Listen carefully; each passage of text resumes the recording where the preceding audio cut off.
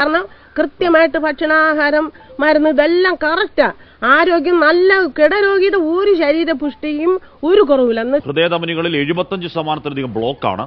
മുഖത്തും മൂക്കിലും തലയിലുമായി പുതിയ വീട്ടിലേക്ക് സ്വാഗതം കേട്ടോ. അപ്പൊ ഇന്ന് നമ്മുടെ ഗോപൻ സ്വാമിയുടെ പോസ്റ്റ്മോർട്ടം റിപ്പോർട്ടിനെ കുറിച്ചിട്ട് കുറച്ച് കാര്യങ്ങളാണ്. അപ്പം പോസ്റ്റ്മോർട്ടം റിപ്പോർട്ട് വന്നിട്ടുണ്ട്. ഗോപൻ സ്വാമിക്ക് ചതവുകളും കുറച്ച് കാര്യങ്ങളൊക്കെ മുഖത്തും അങ്ങനെയൊക്കെ കുറെ കാര്യങ്ങളുണ്ട്. അസുഖങ്ങളുള്ള ഒരു വ്യക്തിയായിരുന്നു. ആ വ്യക്തിയാണ് ഇപ്പൊ സമാധി എന്നുള്ള പേരിൽ സ്ലാബിനകത്ത് അടച്ചു വെച്ചേക്കുന്നത്. എന്തായാലും ആദ്യമായിട്ടായിരിക്കും ഇങ്ങനത്തെ ഒരു വാർത്ത കേട്ടിട്ട് ലോകത്തുള്ള എല്ലാവരും ചിരിക്കുന്നത്. സത്യം പറയുന്നത് ഇതെല്ലാം കറക്റ്റാ.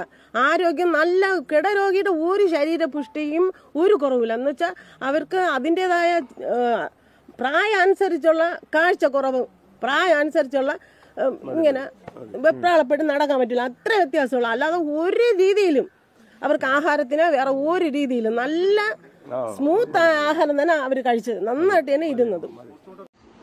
മകൻ അപ്പോഴപ്പോഴും നന്നായിട്ട് മുറുക്കി പിടിക്കുന്നുണ്ട്. ഇടയ്ക്കിടയ്ക്ക് ഒന്ന് തട്ടുന്നുണ്ട് കേട്ടോ.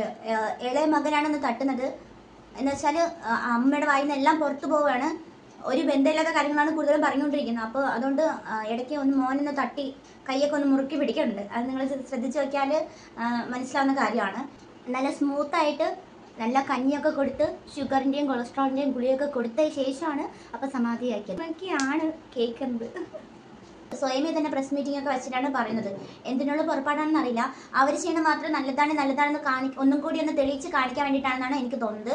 കാരണം ഇനി എന്തായാലും സമാധി എന്ത് പറഞ്ഞാലും സമാധി സമാധി സമാധി, അതിനപ്പുറം പോകാൻ പാടില്ല എന്നാണ് എല്ലാവരും തീരുമാനിച്ചിരിക്കുന്നത്. അതുകൊണ്ട് തന്നെയാണ് ഒരു വക്കീലിനെയും ഒരു സംഘടനയുടെ ഒരാളെയും കൂടെ കൊണ്ടിരുത്തിയാണ്. അല്ല, അദ്ദേഹം സമാധിയായിരുന്നു. നടന്നു വരുന്നത് എല്ലാ ദിവസവും നടന്ന് ഈ കോവിൽ വരുമായിരുന്നല്ലോ.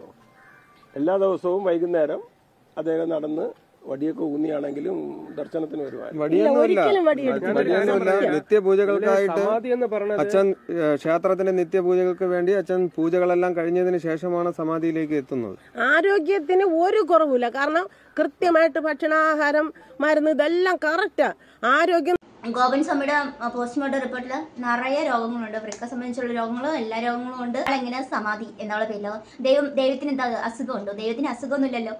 ദൈവം എന്താ ഹോസ്പിറ്റൽ ഡോക്ടറിനെ കാണിക്കാൻ വേണ്ടിയിട്ട് പോകാറുണ്ടോ? ശിവനെ വിളിക്കുന്നുണ്ട്. കൈലാസനാഥൻ ശിവൻ വിചാരിക്കണം എന്നെ ദൈവത്തിന് വിളിക്കരുത്, എന്നെ ഇതിലോട്ട് എടുത്തിട്ടരുത്, ഞാൻ എന്റെ പാടുവയ്ക്കും യാതൊരു സൈഡിലിരുന്നോളാം, എന്നെ ഇതിലേക്ക് വലിച്ചിട്ട്.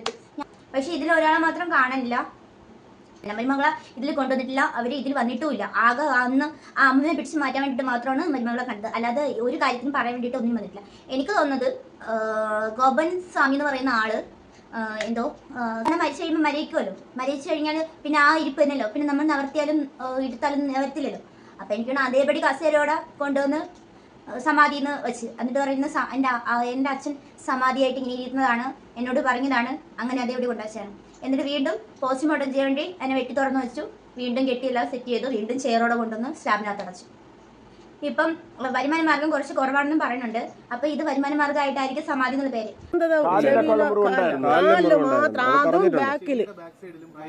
ഒരിക്കലും ഇല്ല, ഒരിക്കലും ഒരു കൊതു കടിക്കാൻ ഞങ്ങൾ അനുവദിച്ചിട്ട് അത്ര നല്ല രീതിയിലാണ്. ദിവസം കുളിക്കുന്ന ആളാണ്, ദിവസം കുളിക്കുന്ന ആളാണ്. ഒരു കൊതുക് പോലും അടിക്കാൻ സമ്മതിച്ചിട്ടില്ലെന്നാണ്. അപ്പൊ കൊതുകിന്റെ അടിയെല്ലാം ഗോപൻ സ്വാമിക്കാണ് കിട്ടിക്കൊണ്ടിരുന്നതെന്നാണ് അർത്ഥം.